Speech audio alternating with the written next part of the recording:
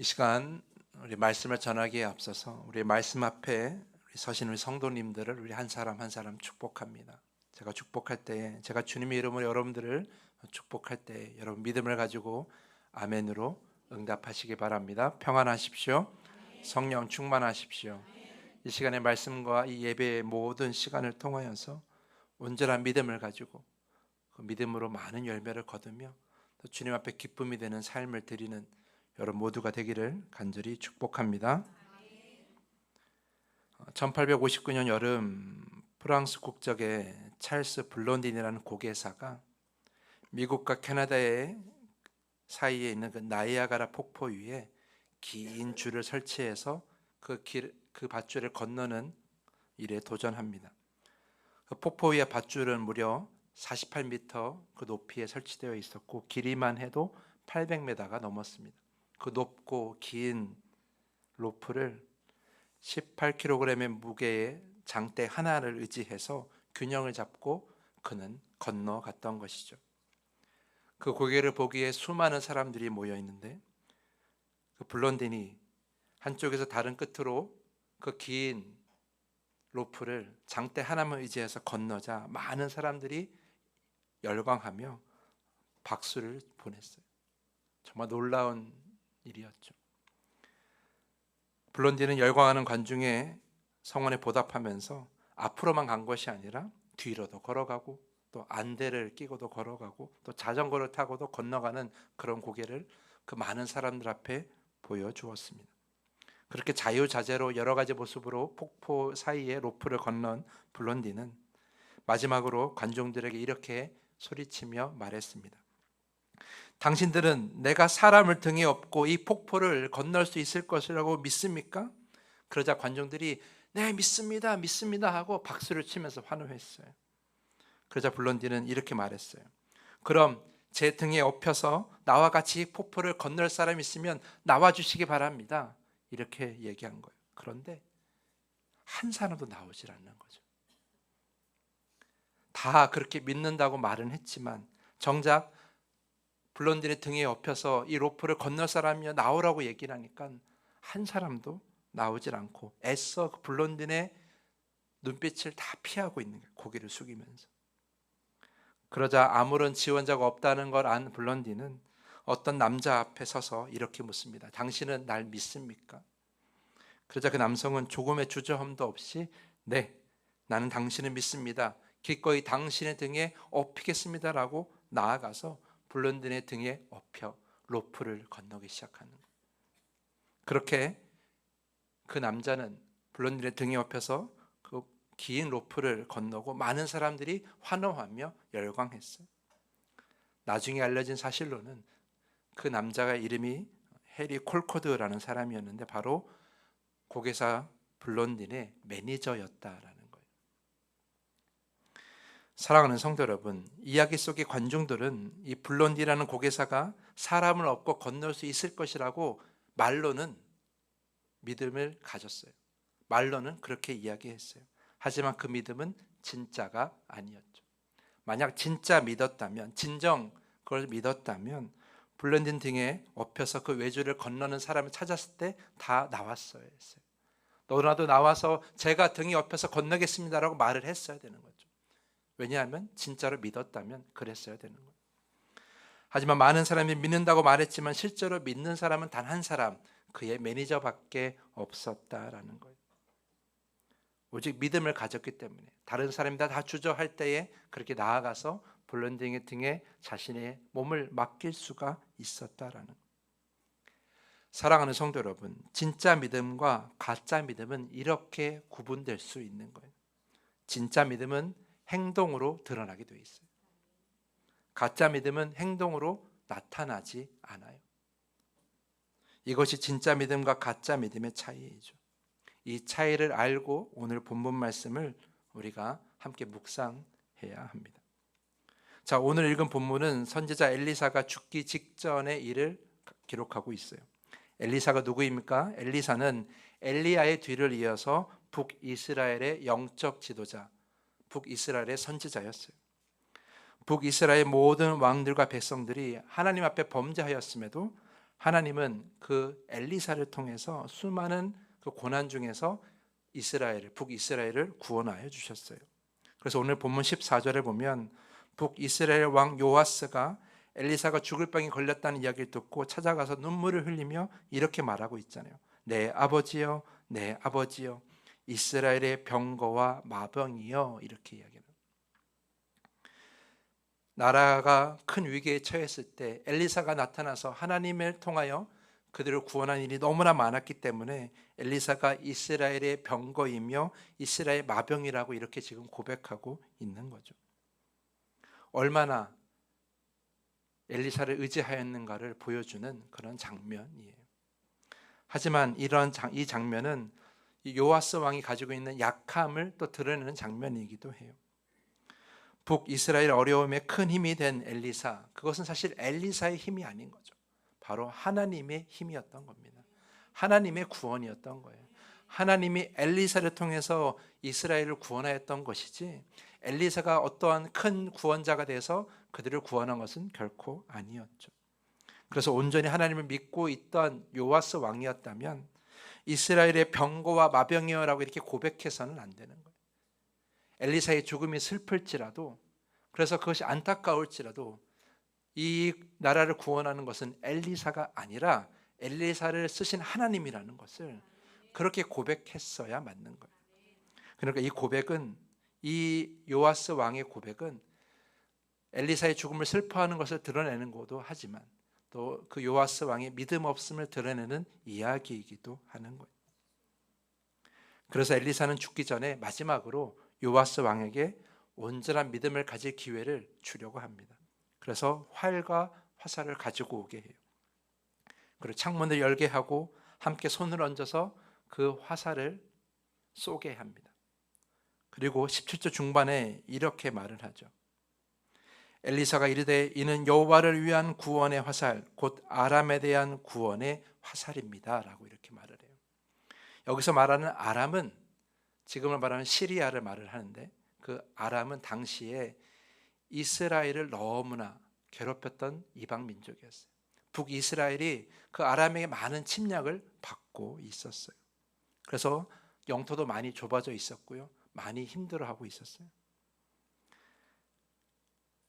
엘리사는 마지막으로 죽기 전에 이 요아스 왕에게 말하고 있는 거죠. 그런 어려움이 있을지라도 하나님이 반드시 그들을 이기게 하실 것입니다.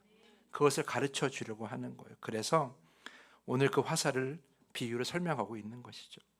오늘 본문을 자세히 보면 여호와를 위한 구원의 화살이라고 이렇게 쓰여 있는데, 사실 이것은 약간 좀 잘못된 번역이에요. 여호와를 위한 구원의 화살이 아니라 여호와의 구원의 화살이에요. 무엇을 의미하냐면 단순히 여호와를 위한 어떤 행위가 아니라 여호와로부터 비롯된 화살, 그런 승리의 화살이라는 거죠. 그래서 새 번역을 보면 주님의 승리의 화살이라고 이렇게 번역하고 있는 거예요. 그러니까 여호와를 위한 것이 아니라 여호와로부터 시작된 그 승리의 화살이라는 거죠. 이것이 무엇을 의미합니까? 결국 엘리사가 요아스에게 강조하고 싶은 것은 이 화살이 무엇을 할 수 있다는 것이 아니에요. 이 화살로 무엇을 할 수 있다는 것이 아니라, 이 화살에 어떤 능력이 있다는 것이 아니라, 승리는 화살로 하는 것이 아니라 뭘로 하는 거예요? 하나님을 의지해서 하는 거고 하나님을 믿음으로 하는 거예요. 그것을 마지막으로 요아스에게 알려주고 싶어서 지금 화살로 비유하여 설명하고 있는 것이죠. 이 화살이 하나님의 능력이고 하나님의 구원이니까 이것을 의지하여 싸우라라는 거예요. 사람을 의지하고 나 엘리사를 의지하지 말고 지금도 우리와 함께 계시는 하나님을 의지하여 싸우라라는 거예요. 그러면 아람으로의 많은 괴롭힘으로부터 이길 수 있다, 이 이스라엘을 회복할 수 있다라고 지금 그것을 이야기하고 있는 거예요. 그러니까 결국 엘리사는 요아스에게 뭘 주고 있는 거예요? 화살이 아니라 믿음을 주고 있는 거죠. 믿음을 주고 있는 거예요. 그렇다면 요아스는 이 엘리사의 의도대로 그 진짜 믿음을 가졌을까? 18절을 보면 엘리사는 요아스에게 다시 한번 화살을 손에 쥐라고 합니다. 이 화살이 그냥 화살이에요? 아니에요. 이것은 하나님의 능력이고 하나님의 구원이고 하나님을 향한 믿음이에요. 그것을 가지고 어떻게 하라고요? 땅을 치라고 합니다. 그런데 이 요아스가 화살을 잡고 땅을 몇 번 쳐요? 단 3번만 쳐요. 오늘 말씀에 기록된 대로 3번에 그친지라라고 표현된 거예요. 그러자 19절 말씀을 보면 엘리사가 이렇게 이야기를 합니다. 하나님의 사람이 노하여 이르되 왕이 대여섯 번 칠 것이니이다. 그리하였더라면 왕이 아람을 진멸하기까지 쳤으리이다. 그런즉 이제는 왕이 아람을 3번만 치리이다. 이렇게 이야기합니다. 3번으로 다시 읽어드리면 이렇습니다. 하나님의 사람이 그에게 화를 내며 말하였다. 임금님께서 대여섯 번 치셨으면 그 시리아군을 진멸할 때까지 쳐부술 수 있었을 터인데 고작 3번뿐입니까? 이제 임금님께서는 겨우 3번만 시리아를 칠 수 있을 것입니다. 엘리사가 화를 낸 이유가 무엇입니까? 그 화살이, 그 하나님의 구원이, 그 하나님의 능력이 그 손에 있음에도 불구하고 그것을 활용하지 못한 거예요. 3번이 아니라 여러 번 땅을 쳤어야 되는데 그저 단 3번만 쳤던 것에 화를 냈던 것이죠. 어떤 성도님들은 이렇게 반문하실지 몰라요. 목사님, 아니 땅을 치라고 해서 그렇게 했을 뿐인데 요아스가 무슨 잘못을 했습니까? 처음부터 그렇게 말할 거였으면 아예 많이 치라고 얘기했으면 됐을 터인데 왜 엘리사는 그렇게 말하지도 않고 3번 친 요아스를 비난합니까? 이렇게 저한테 아마 반문하실 수도 있을 거예요. 충분히 그렇게 생각할 수 있어요. 저도 그렇게 생각했으니까요. 하지만 본문을 계속 묵상할수록 제가 깨달은 건 이거예요. 그렇게는 누구나 생각할 수 있다는 거예요. 일반적으로는 그렇게 생각할 수 있어요. 누구나 그렇게 생각할 수 있어요. 하지만 그건 말 그대로 일반적인 생각일 뿐이죠. 믿음이 있었다면, 진짜 믿음이 있었다면 그 일반적인 생각을 넘어서야 하는 거예요. 여러분, 믿음은 일반적인 생각이 아니라 전혀 다른 생각을 하게 합니다. 믿음은 일반적인 행동이 아니라 전혀 다른 행동을 하게 되어 있는 거예요. 서두에 이야기했던 고개사 블론딘의 이야기를 한번 생각해 보십시오. 블론딘이 자신의 등이 옆에 외주를 탈 사람을 찾을 때 아무도 나서지 않았어요. 그건 일반적인 행동이에요. 여러분 중 그 누구라도 그 자리에 있었다면 여러분 중에서도 그 블론딘의 등이 옆에서 내가 건너가겠습니다라고 말할 사람은 아무도 없었을 거예요. 그건 일반적인 행동이고 일반적인 생각이에요. 하지만 그 블론딘의 매니저는 전혀 다른 행동을 한 거죠. 제가 그 등에 업히겠습니다 말을 할 수 있는 것은 그에게 참된 믿음이 있었기 때문이에요. 참된 믿음은 이렇게 우리의 행동을 다르게 하게 하는 거예요. 생각을 다르게 하는 거죠. 참된 믿음은 이렇게 새로운 생각과 새로운 행동을 이끌어내는 거예요. 그것이 바로 진짜 믿음이라는 거죠. 누가복음 5장을 보면 중풍병자에 걸린 환자를 업고 온 친구들이 등장해요. 근데 그 예수님 앞에 그 친구를, 중풍병자에 걸린 친구를 낫게 하고 싶은데 무리가 너무 많아서 나아가지를 못하는 거예요. 일반적이라면 포기했을 거예요. 오늘은 그만 돌아가자라고. 그런데 그 친구들이 어떻게 합니까? 그 친구를 업고 매달아서 지붕 위에 올라가요. 그리고 지붕을 뚫고 예수님 앞에 직접 내리기 시작해요. 그렇게 일반적이지 않는 행동과 생각을 한 것은 그들에게 뭐가 있어서 그래요? 믿음이 있었기 때문에. 굳건한 믿음이 있었기 때문에 그렇게 지붕을 뚫기도 했고 지붕에서 그 친구를 내리기도 한 거예요. 예수는 그 행동을 보고 그들의 믿음을 칭찬합니다. 우리에게 온전한 믿음이 있다면 일반적인 행동과 생각이 아니라 새로운 길과 새로운 행동과 새로운 생각을 하게 만들어내는 거예요. 밤새도록 물고기를 잡지 못한 베드로가 낮에 해야 할 일은 무엇이냐? 일반적으로는 그물을 손질하는 거예요. 그래야 다음에 다가오는 밤에 그물을 또 던질 수가 있기 때문이죠. 베드로처럼 오랫동안 물고기를 잡았던, 오랫동안 어부였던 사람들은 결코 낮에 그물을 던지지 않습니다. 왜냐하면 낮에는 밤보다 더 적게 잡히기 때문입니다. 밤새 물고기를 잡지 못한 베드로가 낮에 물고기를 잡으려고 그물을 던지는 것은 그건 일반적인 생각이 아닌 거죠. 하지만 베드로는 예수의 말씀을 듣고 낮임에도 불구하고 깊은 곳에 나아가 그물을 던집니다. 일반적인 행동을 하지 않은 거예요. 전혀 새로운 생각, 새로운 행동을 하게 된 거죠. 왜냐하면 그의 안에는 믿음이 있었기 때문이죠. 말씀을 믿고 따라서 그물을 던진 거예요. 그래서 수많은 물고기를, 그물이 찢어질 정도로 많은 물고기를 잡게 된 겁니다. 믿음은 일반적이지 않은 행동을 하게 하는 것이죠.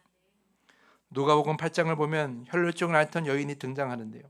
그는 예수의 옷자락을 붙잡기 위해서 많은 무리들 사이로 나아갑니다. 근데 일반적이라면 무리들 사이에 나아갈 수가 없어요. 왜냐하면 그 당시의 혈루증은 부정한 병이라 여겼기 때문에 회중들 사이에 나아갈 수가 없어요. 격리되어야 됐고 다 나을 때까지 혼자 살아야만 했어요. 하지만 그 여인은 무리들 사이로 용기 있게 나아갑니다. 왜냐하면 예수의 옷자락에도 잡으면 자기의 병이 나을 거라고 믿었기 때문이에요. 그 믿음이 일반적인 행동이 아니라 새로운 행동을 하게 만든 거예요. 그 이야기에 함께 나오는 회당장 야이로는 예수를 통해 병든 자신의 딸을 고치려고 했지만 예수와 함께 가는 길 가운데에 자기 딸이 죽었다는 소식을 듣게 돼요. 일반적인 사람들이라면 그 소식을 듣고 어떻게 합니까? 예수를 돌려보내야죠. 그리고 자신의 집에 가서 딸의 장례식을 참여해야 되는 거예요. 하지만 회당장 야이로는 믿음을 가지고 예수와 함께 끝까지 자기 집으로 갑니다. 그리고 자기의 집에서 예수님께서 자신의 딸을 살리는 그런 놀라운 기적을 경험하게 합니다. 어떻게 그것이 가능했느냐? 일반적인 행동이 아니라, 일반적인 생각이 아니라 믿음을 가지고 행동했기 때문이에요.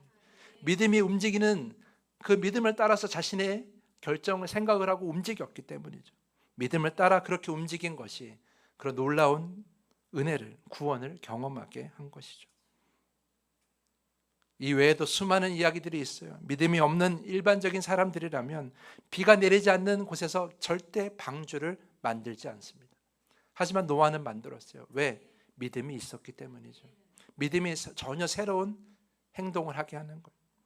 믿음이 없는 일반적인 사람들이라면 자신의 외아들, 정말 소중하게 여기는 외아들을 제물로 드리지 않습니다. 하지만 아브라함은 제물로 드렸어요. 왜냐하면 그에게 믿음이 있었기 때문이죠. 자신의 자손들이 저 별만큼, 저 모래알만큼 많아질 거라는 믿음이 있었기 때문에 자신의 외아들일지라도 하나님의 말씀에 순종하여 제물로 드릴 수가 있었던 거예요. 믿음이 없는 일반적인 사람들이라면 저 견고한 여리고성을 그저 침묵하여 돌라는 하나님의 말씀에 순종하지 않습니다. 차라리 싸우죠. 어떻게든지 싸워서 그 성을 함락시키려고 합니다. 하지만 이스라엘 사람들은 예수님 하나님의 말씀대로 일주일 동안 침묵하면서 여리고성을 돕니다. 그들에게는 믿음이 있었기 때문이에요. 믿음이 있었기 때문에 일반적이지 않는 그런 행동을 하게 되는 것이죠. 믿음이 없는 일반적인 사람들이라면 사람을 살리는 능력, 사람의 병을 고치는 능력, 남성만 5,000명을 먹이는 그런 능력이 있다면 그 능력을 가지고 뭘 하겠습니까? 사람들의 왕이 되었을 거예요. 사람들을 선동해서 나라를 세우고 권력을 가지려고 했겠죠. 하지만 예수님은 그렇게 하지 않으셨어요. 사람들의 일반적인 생각대로 따르지 않고 십자가를 지기로 결심하십니다. 왜냐하면 십자가의 길이 승리의 길이고 생명의 길임을 예수님은 믿으셨기 때문이에요. 그래서 남들이 생각하는 그 길이 아니라 믿음이 움직이는 새로운 길을 걸어가신 거예요. 사랑하는 성도 여러분, 성경에 보면 볼수록 우리는 이런 수많은 이야기를 마주하게 됩니다. 진짜 믿음은 사람들을 움직입니다. 일반적인 모습에서 벗어나 새로운 모습으로 살게 하는 그런 힘이 바로 믿음에 있습니다. 우리에게 믿음이 있으면요, 그저 관람하듯이 예배드리는 우리를 회개의 눈물을 흐르게 하고요, 감사의 눈물과 감사의 고백을 고백하게 합니다. 우리에게 믿음이 있으면요, 작은 목소리로 찬양하는 우리의 모습이 더 큰 목소리로 주님께 손을 높이 들고 찬양하는 모습으로 변하게 합니다. 우리에게 믿음이 있으면요, 기도하지 못하는 우리의 삶이 기도하는 삶으로 바뀌고요. 우리에게 믿음이 있으면요, 평소에 관심을 갖지 않던 말씀에 눈을 돌려 그 말씀 안에서 길을 찾으려고 합니다. 믿음은 이렇게 우리의 삶을 변화시킵니다. 우리에게 믿음이 있으면 사랑하지 못하는 자들을 사랑하게 하고요. 우리에게 믿음이 있으면 용서하지 못하는 자들을 용서하게 하고요. 우리에게 믿음이 있으면 용납하지 못하는 자들을 용납하게 합니다. 믿음은 일반적이지 않는 새로운 삶을 살게 합니다. 우리에게 믿음이 있으면 누구나 두려워하는 상황 중에 평안을 갖게 합니다. 우리에게 믿음이 있으면 누구나 포기하라고 하는 상황 중에 절대 포기하지 않고 소망을 가질 수가 있습니다. 그래서 믿음은 일반적이지 않는 새로운 모습으로 살게 합니다. 세상이 일반적이라 말하는 삶이 아닌 하나님이 이끄시는 새로운 삶을 살게 하는 것, 이것이 바로 진짜 믿음의 힘이라는 거예요. 오늘 엘리사가 요아스에게 요구한 것도 이런 변화예요. 화살을 가지고 3번 치는 것은 그 화살이 어떤 의미인지 모르고 행하는 믿음 없는 행동일 뿐이에요. 그 화살이 어떤 의미인지 알려줬음에도 불구하고 믿음을 알 때와 모를 때와 똑같이 행동하는 그런 요아스의 모습에 엘리사는 화를 내고 있는 거예요. 이제 그 화살이 무슨 의미인지를 알았음에도 불구하고 그의 행동은 달라져야 되지만 달라지지 않은 것에 화를 내고 있었던 것이죠. 일반적이지 않게 믿음을 가진 만큼 화살을 가지고 땅을 여러 번 쳤어야 했는데, 그렇다면 그 진짜 믿음으로 이스라엘을 완전히 회복할 수 있었을 텐데 결국 그에게 그러한 믿음이 없어서 이스라엘은 끝까지 완전히 회복하지 못하고 그저 단 3번만 승리하는 결과를 얻게 되는 거죠. 가짜 믿음이 그렇게 우리의 삶을 불완전하게 만든 거예요. 사랑하는 성도 여러분, 우리 모두 믿음을 가지고 있습니다. 하지만 그 믿음이 나의 삶에 어떤 영향력을 주는지는 다 다릅니다. 어떤 이의 믿음은 삶에 아무런 영향력을 가지고 있지 않습니다. 그저 교회에 들어오는 명분으로만 사용될 뿐, 그것은 가짜 믿음일 뿐인 거죠. 그는 가짜 믿음을 가지고 세상 속에서 세상 사람들처럼 살아갑니다. 세상 사람들이 원하는 대로 적당히 불의하고, 세상 사람들이 원하는 대로 적당히 욕심내며 삽니다. 세상 사람들이 바라는 대로 적당히 이기적으로 삽니다. 절대 세상 속에 눈에 띄지 않게 살아갑니다. 그것이 가짜 믿음을 가진 자들의 모습이에요. 하지만 진짜 믿음을 가진 자들은 다르죠. 그의 믿음이 그의 삶을 움직입니다. 믿음의 영향력 아래에 살아갑니다. 누구도 의롭지 않을 때 의로운 길을 선택할 용기를 가지고 살아가고요. 누구도 양보를 선택하지 않을 때 양보를 선택하는 용기를 가지고 살아갑니다. 누구도 용납을 선택하지 않을 때 용납을 선택하는 용기를 내어 살아갑니다. 누구도 손해를 선택하지 않을 때 용기 내어 손해를 선택하며 살아갑니다. 누구나 포기해야 된다고 말을 할 때 그들은 용기 내어 소망을 선택하여 살아갑니다. 그렇게 믿음을 가진 자들, 진짜 믿음을 가진 자들은 전혀 다른 길을 갑니다. 그 길이 말씀이 인도하는 길이기 때문에 세상 속에서 너무나 눈에 띄게 살아갑니다. 그렇게 그들은 세상의 참된 리더가 되고 하나님이 쓰시는 일꾼이 되어갑니다. 그렇다면 사랑하는 성도 여러분, 여러분은 진짜 믿음을 가지고 있습니까? 아니면 믿음을 가지고 있는 척 내 삶에 아무런 힘도 발휘하지 않는 가짜 믿음을 가지고 살아가고 계십니까? 초대교회 성도들은 유대인들과 전혀 다른 길을 걸어갔어요. 초대교회 성도들은 그 당시에 중심이었던 로마 사람들과 전혀 다른 길을 걸어갔어요. 육체의 욕망을 따르지 않고 권력에 기대지 않으며 가난한 자를 돌보고 여자와 어린이, 과부들을 사람처럼 대하며 그들을 용납했으며 민족과 혈통을 넘어서 모든 이들에게 복음을 전했어요. 모든 이들을 사랑했어요.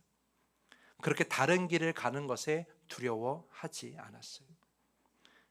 결국 어떻게 됩니까? 그 길이 주된 길이 됐어요. 그 길이 많은 민족이 따르는 길이 된 거예요. 처음에는 나 혼자 가는 것 같았어도 결국 나중에는 모든 사람이 가는 길이 된 거예요. 사랑하는 성도 여러분, 믿음이 움직이는 나의 인생이 별나다고 생각하지 마십시오. 세상과 다르다고 포기하지 마십시오. 결국 그 길이 진리가 됩니다. 결국 그 길이 이 세상에 남게 되는 거예요. 하나님이 만든 창조하신 이 세상은 결국 그 길만이 남게 되어 있는 거예요.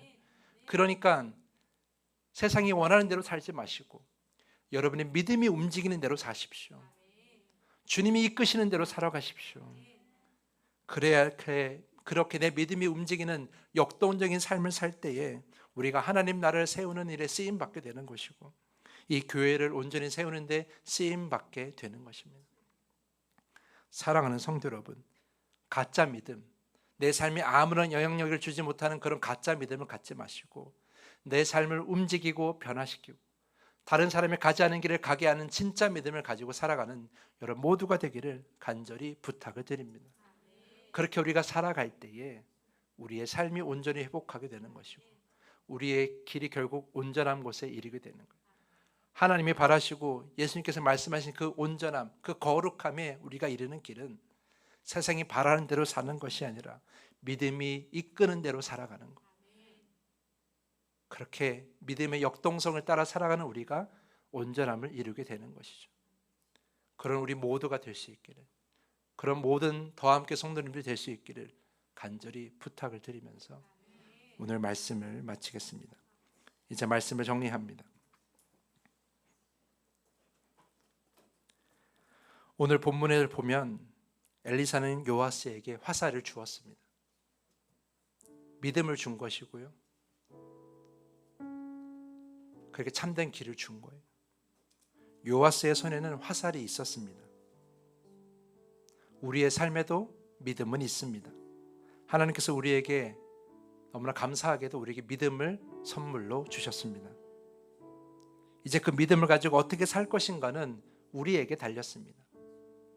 요아스는 그 믿음을 손에 쥐고 있었지만 그 믿음에 따라 움직이지 않았어요. 그저 원래 살던 대로 그냥 자신이 갖고 있던 그런 생각대로 그냥 땅을 3번 만쳤어요. 하지만 주님은 우리에게 다른 선택, 다른 생각, 다른 길을 가기를 원하십니다. 믿음을 가지고 세상이 바라는 대로 사는 것이 아니라 말씀이 이끄는 대로, 하나님이 이끄시는 대로 살아가기를 주님은 원하고 계십니다. 그러므로 우리가 기도해야 할 것입니다. 주님, 내가 가지고 있는 이 믿음을 따라 살게 하여 주시옵소서. 이 믿음이 움직이는 삶을 살게 하여 주시옵소서. 그래서 많은 열매를 거두는 진짜 믿음 안에 살게 하여 주시옵소서.